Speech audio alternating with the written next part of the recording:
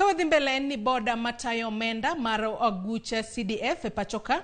Dwaro mondo jod bura otem matek kendo ogur CDF e katiba mar Kenya.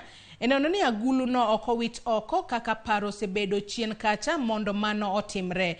Bod no dwaro ni kaka wuono jod bura dok e bunge bang' yueyo mar dweche 2. Mano e achiel kuom twak ma onego giketie maino. Director mar bod no George Olemeshuko wacho ni CDF osekelo lokruok e yor dongruok e konde duto mag Kenya kendo ok nyal wite oko. Negiloso e seche mane gidhi nyime kod limo chenro mag dongruok e kar chung od bura Maseme. Tushukuru Rais William Ruto kwa sababu kama hangesimama kidete CDF ingekuwa saizi inaendelea kudorora, na hivyo amepeana kwa sababu ya hiyo kidogo nafsi ambapo tunaendelea sasa hivi.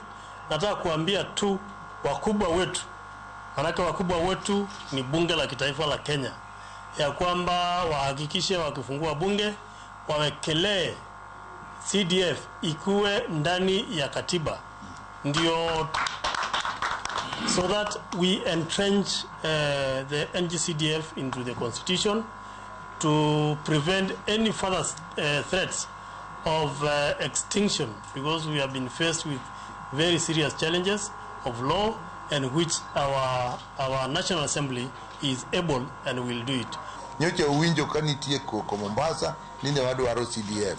Jotelo gi koro setiyo maber, ma pesa osekel, ma si wach basari onego wake oyudi 48,000 to gisani gisekelo no 29,000. Kuom 29,000 no manyo osegol nyoro gimidhi golo kawuono not 1,000,000 en 1,48,000 gisekelo 1,29,000 kuom 1,29,000 mane gisekelo go 1,27,000 nyosegol kendo igolo sani. Onge pesa moro mar sirkal makogol 1,29,000 to 1,27,000 donje tich ma jopiny neno gi lwetgi. Ma 2,000,000 kende ema koro tiyo kuom chano gigi. Mane momiyo wamor kod CDF.